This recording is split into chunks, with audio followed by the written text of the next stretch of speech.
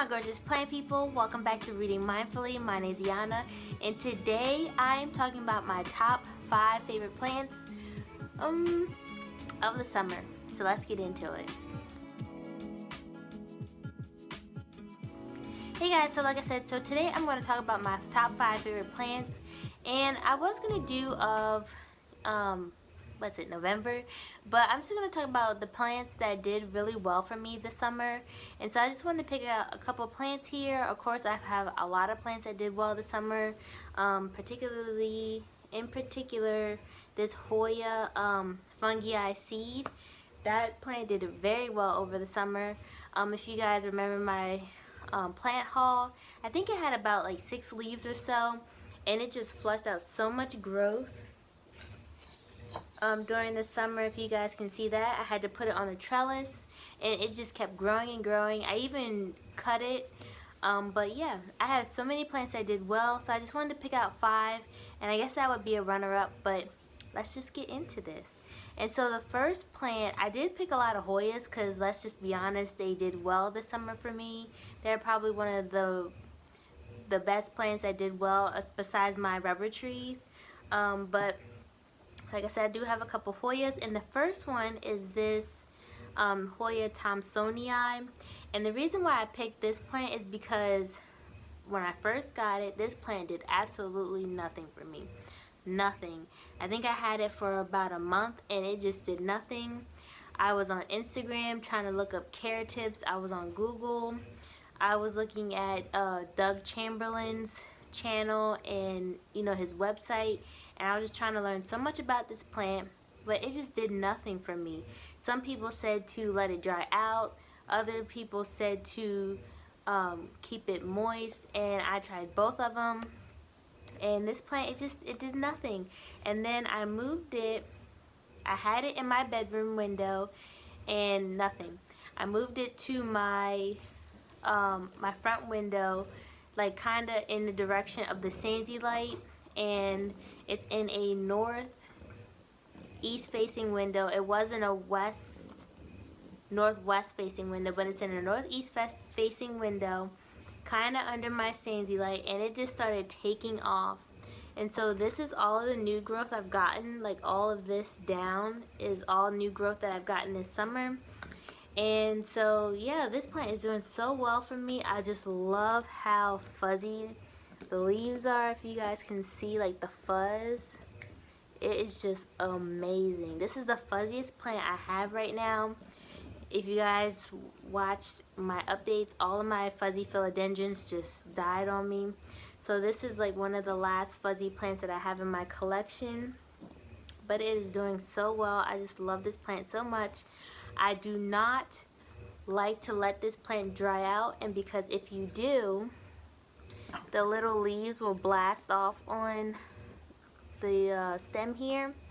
And so that's the one thing I have learned with Hoyas, that you do have to get a Hoya for yourself and try it out for yourself, because a lot of people will say don't water the Hoya, let it get bone dry, let the leaves shrivel.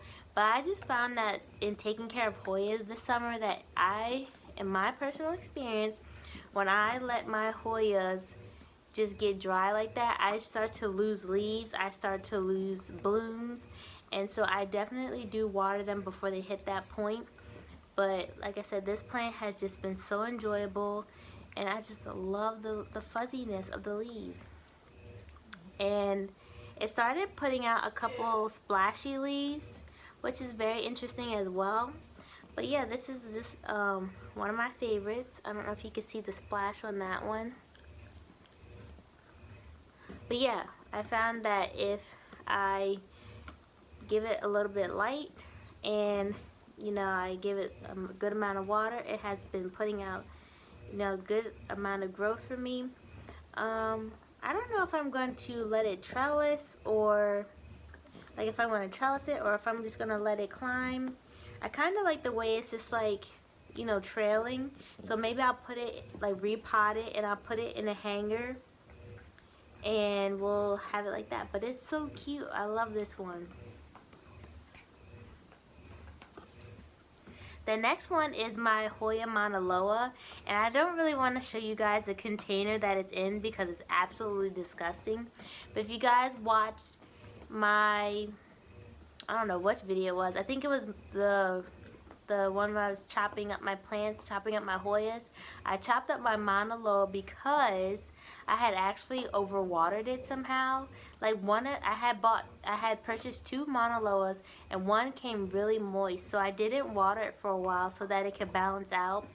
But then the other one needed watering, and what I should have done was just put them in 2 separate pots, but I wanted to put them in this cute pot, and I just wanted to both be in one pot, so I just put them in one pot, but I should have kept them separately.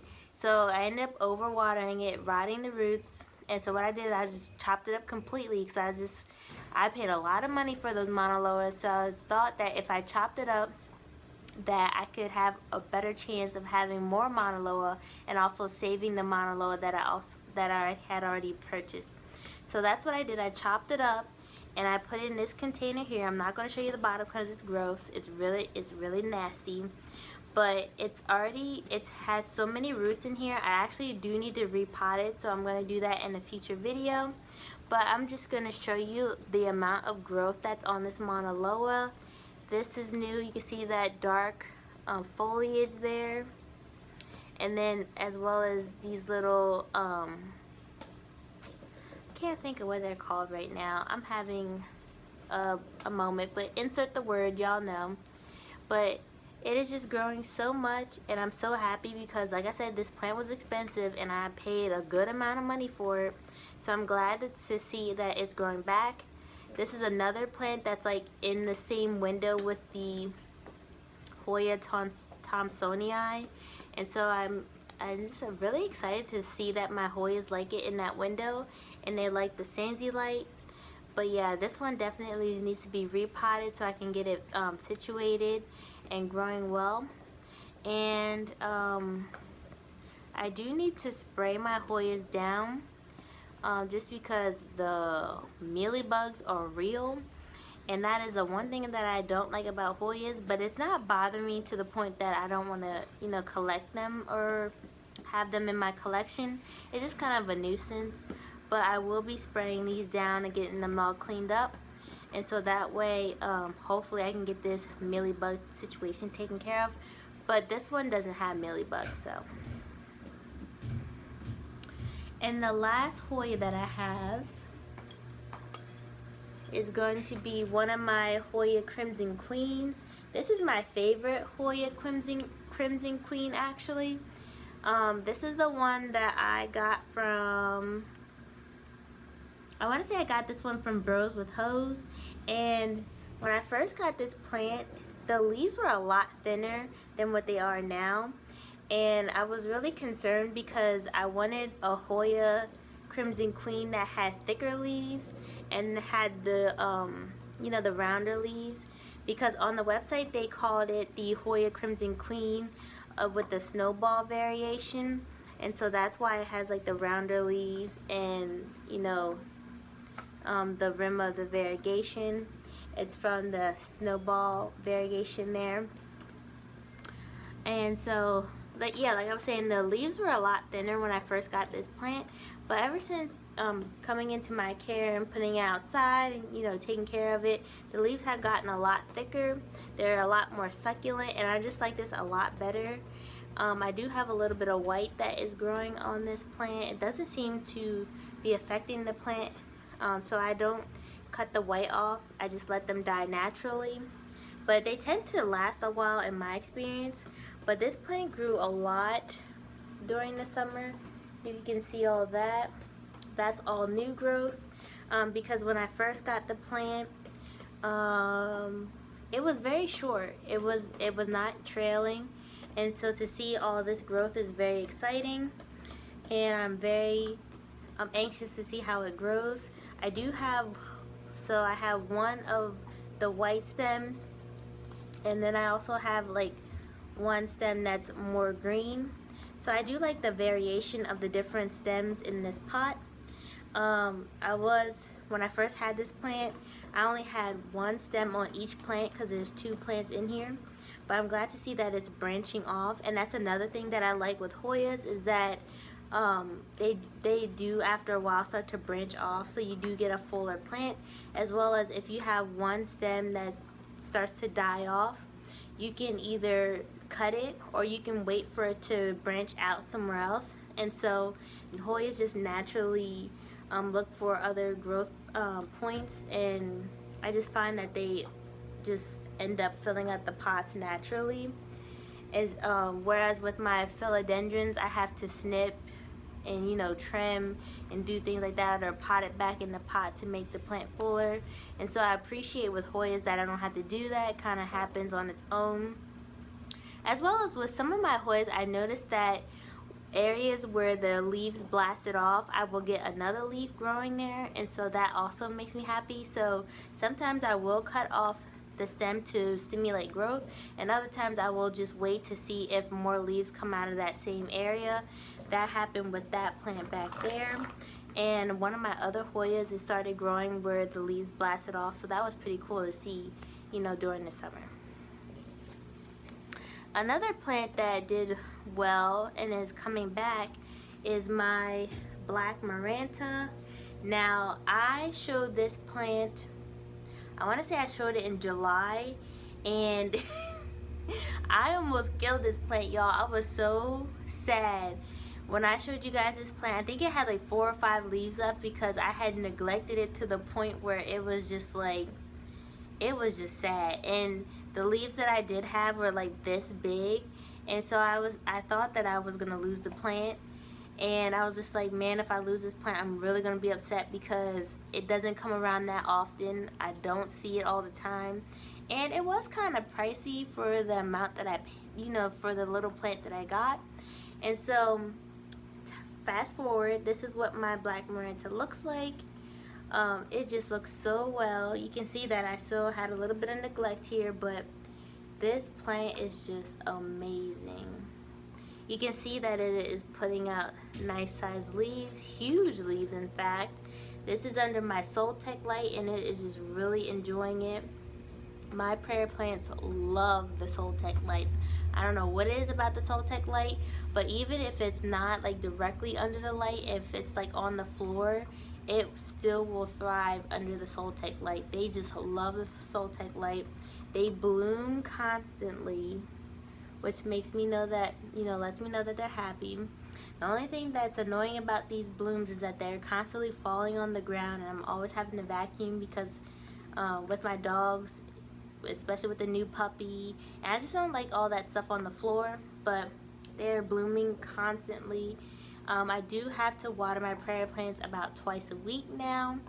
Well, I think I've always had to water them twice a week, but I'm definitely watering them twice a week. And sometimes I give them fertilizer, sometimes I don't, but they don't mind the fertilizer that I give them.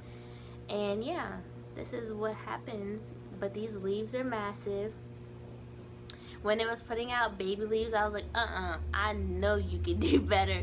You better give me some big leaves. And that's what it did. It just put out the most amazing leaves. And so I'm really happy with this plant. I do have a silver band Miranda. It was about the same size, if not bigger. And so, I don't know, it kind of just took a small dive. So I'm thinking about chopping that one up and starting over. But I'll have to let you guys know what I do with my silver band. But it was about that size. I think it was bigger because it was kind of covering the pot. And both of them do need to be repotted because they just soak up so much water. They soak up more water than they used to. As well as it's not a lot of room for me to water them in the pot. So they just need more room to be able to expand. So I will go ahead and get those repotted soon. But yeah, the Mirandas are definitely one of my favorite plants of all times. They're so easy to take care of when I'm taking care of my plants, when I'm on top of it. They're one of the easiest plants I have in my collection. Right now I have 3 Mirandas. I have the silver band, the black one, and then the lemon lime. But yeah, those are definitely one of my favorites. And so the last plant that is my favorite right now is my Orbifolia. And this thing, I don't even know if I can get it in frame. This thing has just done so much growing. It is insane. And the size of the leaves is just getting so big. There we go. You can see my plant now. Yeah, the size of the leaves are just getting massive, as you can see there. But this plant is just absolutely gorgeous. This is what I wanted to have when I was growing out my Orbifolia the first time. I was very sad when it died. I'm not really sure why it died the first time, but I'm doing much better this time. This plant is one of the ones in my experience with my water that will take the tap water that I'm giving it and be okay. You see the leaves are looking good. I'm not getting a whole bunch of browning. I do have a couple leaves that are brown, but I noticed that the leaves get brown when I forget to water it. When I miss a watering, that's when the leaves get brown. When I'm on top of my watering, I get normal leaves, just like this. And this is another plant that's under my Soltech light. And so it's really enjoying that spot. I don't really want to move it, but it is kind of growing into the walkway, so I'm gonna have to think about that. But yeah, this plant is just doing so well. I do have a couple yellow leaves in here when I was when I did miss a couple waterings, but you can see that it's doing very well. And another thing is this plant, it was around plants that had like thrips or spider mites, and it didn't seem to get any of those pests, which was another thing that I'm so grateful for, because I have seen when this plant has gotten thrips or spider mites before, and it is very devastating because sometimes you have to chop the plant all the way down to the stem, so I'm glad I didn't have to do that.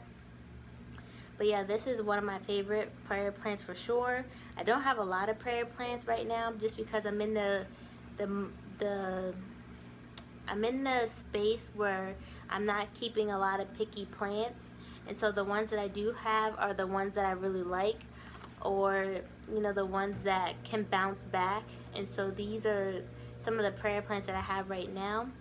But yeah, like I said, this one's under my Soltech light. I still water it with tap water, and I'm not doing anything other than that besides giving it fertilizer every now and then. I do use the Captain Jack's fertilizer for all my plants. And so yeah, those are all of my favorite plants for the summer or for the month.